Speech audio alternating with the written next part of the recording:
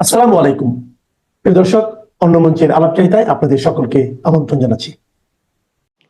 নিজের চালে নিজেই একের পর এক ধরা খাচ্ছেন অধ্যাপক ইউনূস। ঐক্য দেখাতে নিউ ইয়র্কের সফর সঙ্গী হিসেবে বিএনপির 2 জন সহ 3 দলের 4 নেতাকে নিয়ে যাওয়ার সিদ্ধান্ত নিয়েছিলেন। বিএনপি থেকে 2 জন হওয়ায় গোস্বা করেছেন তার বাকি 2 মিত্র জামায়াত ইসলামী ও এনসিপি। শেষ পর্যন্ত মিত্রদের মান ভাঙাতে এই 2 দলের আরো 2 নেতাকেও সাথে নিয়ে যাচ্ছেন। আবার জুলাই জাতীয় সনদ বাস্তবায়নের জন্য বিশেষজ্ঞ প্যানেলের পরামর্শে কাজ করতে গিয়ে অন্তর্বর্তী সরকারের বিপদ বাড়ছে। শেষ মুহূর্তে সরকারের নজরে এসেছে বিশেষজ্ঞ প্যানেলের পরামর্শ অনুযায়ী সাংবিধানিক আদেশ জারি করে জুলাই সনদ জারি করলে খোদ অন্তর্বর্তী সরকারই অকার্যকর হয়ে যাবে। কারণ সনদে নির্বাচনকালীন তত্ত্বাবধায়ক সরকার ব্যবস্থা প্রবর্তনের কথা বলা হয়েছে। ফলে সংবিধানের অন্তর্বর্তী সরকারের কোনো বিধান না থাকায় খোদ নিজেদের গদি হারানোর শঙ্কা পেয়ে বসেছে অধ্যাপক ইউনূস ও তার মিত্রদের। এমন শঙ্কায় মিত্রদের সাথে দেন দরবার আর বোঝাপড়া করতে আমেরিকা ছুটে গেছেন জাতীয় ঐকমত্য কমিশনের সহসভাপতি ডক্টর আলী রিয়াজ। সূত্রগুলো বলছে যুক্তরাষ্ট্র বসে মিত্রদের মধ্যে আগামী নির্বাচনে আসন ভাগাভাগি নিয়ে সমঝোতার জন্য আলোচনা হওয়ার কথা ছিল, কিন্তু অধ্যাপক রিয়াজের প্রস্তাবে নিজের গদি হারানোর শঙ্কায় সে আলোচনার মোড় এখন ঘুরে গেছে। ফলে মিত্রদেরকে সাংবিধানিক আদেশের মাধ্যমে জুলাই সনদের প্রস্তাব থেকে ফিরিয়ে আনাই হবে নিউ ইয়র্কে বসে আলোচনার মূল জায়গা। বিস্তারিত জানতে চলুন যাওয়া যাক বিশ্লেষণে।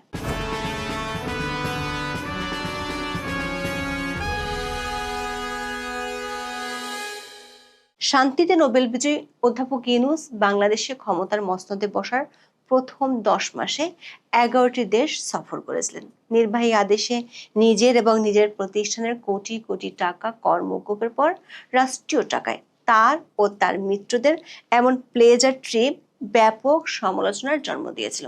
সবশেষ লন্ডন সফরে গিয়ে বহু চেষ্টা করেও ব্রিটিশ প্রধানমন্ত্রীর দেখা না পাওয়াটাকে বিশ্লেষকরা বাংলাদেশের অন্তর্বর্তী সরকারের কূটনৈতিক বড় ব্যর্থতা বলে মনে করেন। আবার লন্ডনে তারেক রহমানের সাথে বৈঠকের কারণে 2 মিত্র জামায়াত ইসলামী এবং এনসিপি গোস্বা করে বসে। তখন তিনি পড়েছিলেন শ্যাম রাখি না কুল রাখি অবস্থায়। সব দিকে ব্যর্থ হয়ে শেষ পর্যন্ত ফেব্রুয়ারিতে নির্বাচন হবে বলে মৃদু ঘোষণা দিয়ে দেন। সেই ঘোষণায় সংকট আরো বেড়েছে। 2 মিত্র এনসিপি ও জামাত অধ্যাপক ইউনূসের জন্য বিপদ বাড়াচ্ছে। অবশ্য অনেকে মনে করেন জামাত ও এনসিপির এই অবস্থান চাইনিজের সেট মেনুর মতোই, আগে থেকে ঠিক করা নাটক। তারেক রহমানের সাথে লন্ডন বৈঠকের আলোচনা অনুযায়ী 15ই আগস্টের মধ্যে শেষ হওয়ার কথা ছিল জুলাই সনদ আর জাতীয় ঐকমত্য কমিশনের নাটক। না পেরে প্রথমে 1 মাস মেয়াদ বাড়ানো হয়, তাতেও কাজ হয়নি, বাড়িয়েছে আরো 1 মাস। 15ই অক্টোবর শেষ হবে সেই মেয়াদ। মিত্রদের মন রাখতে কয়েক দফা নানাভাবে ঘষা মাজা করে অধ্যাপক রিয়াজের কমিশন 11ই সেপ্টেম্বর সনদের খসড়া চূড়ান্ত করেছে। এতে থাকা সংস্কারের 84টি সিদ্ধান্তের 11টিতে বিভিন্ন দলের আপত্তি রয়েছে। দর্শক, গত 13 মাসে একটি দৃশ্য বেশ পরিচিত হয়ে উঠেছে। সেটি হলো এনসিপি আর জামাত যা বলে তা যেমন অধ্যাপক ইউনূস শুনে, আবার অধ্যাপক ইউনূস যখন তাদের ডাকে তখনই তারা সাড়া দেয়। এমন বন্ধুত্বপূর্ণ সম্পর্কে অবাক করা বিষয় হলো মাত্র 11টি বিষয় আগামী নির্বাচিত সংসদে শুরু হবে এই সিদ্ধান্ত জামাত ও এনসিপি মানছে না। যে কারো কাছে মনে হতে পারে পিআর পদ্ধতিতে নির্বাচন কিংবা গণপরিষদ নির্বাচন এগুলো লোক দেখানো নাটক ছাড়া আর কিছুই নাই। এখনো পিআর পদ্ধতিতে উচ্চকক্ষ গঠন সহ কয়েকটি সিদ্ধান্ত ক্ষমতায় গেলে বাস্তবায়নে রাজি নয় বিএনপি। আবার পিআরের দাবিতে আন্দোলনে নেমেছে জামাত সহ 7 দল। এরই মধ্যে মূল ফ্যাসাদবাদে জুলাই জাতীয় সনদ কিভাবে বাস্তবায়িত হবে তা নিয়ে ঐকমত্য কমিশন এ নিয়ে 2 দফা আলোচনা করে নিজেদেরকে ঠিক করা একটি বিশেষজ্ঞ টিমের সাথে। সে টিমে ছিলেন 2 জন বিচারপতি, 1 জন আইনের শিক্ষক এবং 3 জন আইনজীবী। এই 6 জনের মধ্যে 2 জন বিএনপি ও 2 জন জামাতের সমর্থক হিসেবে পরিচিত, আর বাকি 2 জন ডক্টর কামাল হোসেনের ঘনিষ্ঠ। শেষ পর্যন্ত এই 6 বিশেষজ্ঞের পরামর্শে গত 17ই সেপ্টেম্বর রাজনৈতিক দলগুলোর সাথে সংলাপে ঐকমত্য কমিশন 3টি প্রস্তাব তুলে ধরে। সেগুলো হলো: এক, অন্তর্বর্তী সরকার জুলাই ঘোষণার 22 নম্বর অনুচ্ছেদের অধীনে একটি সাংবিধানিক আদেশ জারি করতে পারে যেখানে জুলাই সনদে উল্লেখিত মৌলিক সংস্কার প্রস্তাবগুলো থাকবে। এই আদেশ তাৎক্ষণিকভাবে কার্যকর হবে। দ্বিতীয়ত, ওই আদেশে গণভোটের বিধান রাখা যেতে পারে এবং সংসদ নির্বাচনের সঙ্গে একই দিনে গণভোট হবে। সবশেষ যদি গণভোটের হ্যাঁ জয়যুক্ত হয় তাহলে তা কার্যকর হওয়ার তারিখ থেকেই অনুমোদিত হবে। সরকার একাধিক সূত্রগুলো বলছে এই 3টি প্রস্তাব নিয়ে সমঝোতার জন্য অধ্যাপক ইউনূস 3 মিত্রদলের 4 সদস্যকে নিজের সাথে নিউ ইয়র্কে নিয়ে যাওয়ার সিদ্ধান্ত নেন। সেখানেও বাধে বিপত্তি। জাতিসংঘের সাধারণ পরিষদের 80তম অধিবেশনে অংশ নিতে অধ্যাপক ইউনূস 21শে সেপ্টেম্বর মধ্যরাতে বাংলাদেশ ছাড়বেন। 17ই সেপ্টেম্বর এক সংবাদ সম্মেলনে পররাষ্ট্র উপদেষ্টা জানান, প্রতিনিধি দলে অংশ নেবেন বিএনপি মহাসচিব মির্জা ফখরুল ইসলাম আলমগীর ও বিএনপির ভারপ্রাপ্ত চেয়ারম্যান তারেক রহমানের পররাষ্ট্র বিষয়ক উপদেষ্টা হুমায়ুন কবির, জামায়াতে ইসলামীর নায়েবে আমির সৈয়দ আব্দুল্লাহ মোহাম্মদ তাহের এবং জাতীয় নাগরিক পার্টি বা এনসিপির সদস্য সচিব আক্তার হোসেন। বিএনপির সদস্য 2 জন হওয়ায় নিজেদের ছোট দল ভাবতে শুরু করে অন্য 2 মিত্র। তারা গো ধরেন তাদেরও সদস্য সংখ্যা সমান করতে হবে। দৈনিক সমকালের রিপোর্টে বলা হয়েছে, প্রতিনিধি দলে বিএনপির 2 নেতা থাকায় জামাত ও এনসিপি তাদের দল থেকে 2 জন করে প্রতিনিধি নিতে সরকারকে অনুরোধ করে। তবে নির্ধারিত সময়ের মধ্যে ভিসা প্রক্রিয়া শেষ করা কঠিন হয় আগে থেকে যাদের মার্কিন ভিসা ছিল তাদের বেছে নেওয়া হয় প্রতিনিধি দলে। নতুন করে জামাতের পক্ষে আমির ডক্টর নকিবুর রহমান, যিনি এরই মধ্যে যুক্তরাষ্ট্রে আছেন, তিনি এবং এনসিপির পক্ষ থেকে তাসনিম যারা, তিনিও আছেন যুক্তরাষ্ট্রে।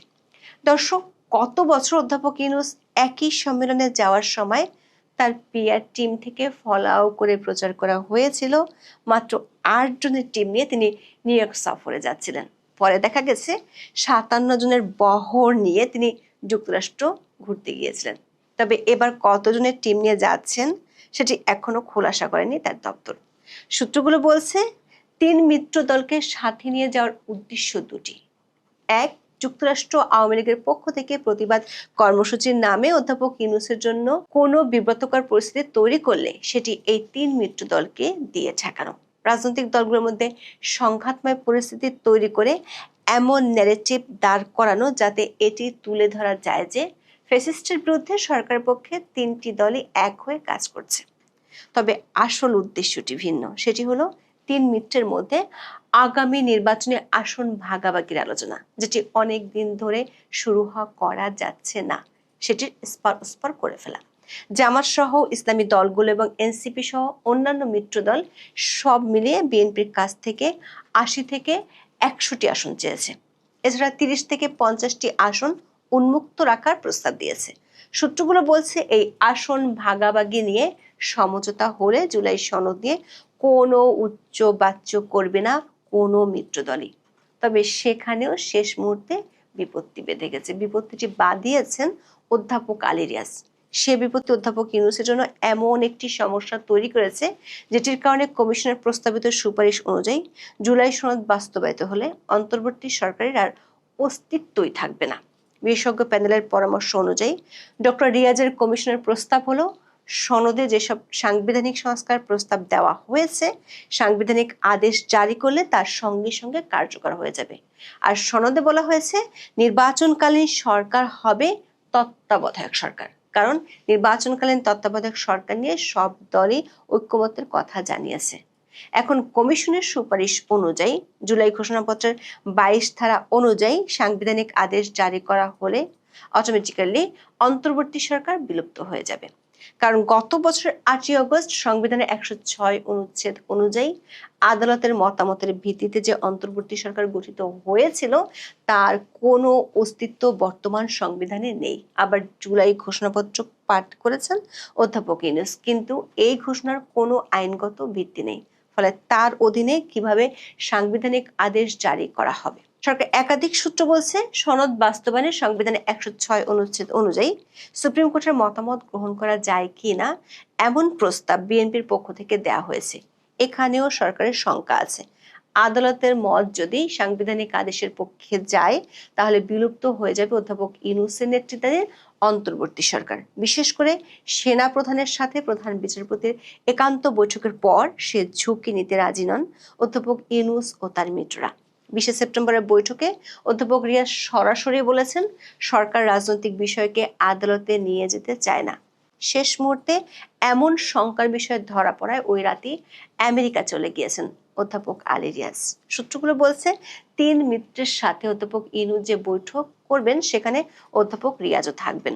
আসন ভাগাভাগির সমঝোতার চেয়ে এখন সরকারের কাছে গুরুত্বপূর্ণ হলো সাংবিধানিক আদেশের প্রস্তাব থেকে সরে আসা এবং কোনোভাবেই যাতে সনদ নিয়ে আদালতে যেতে না হয়।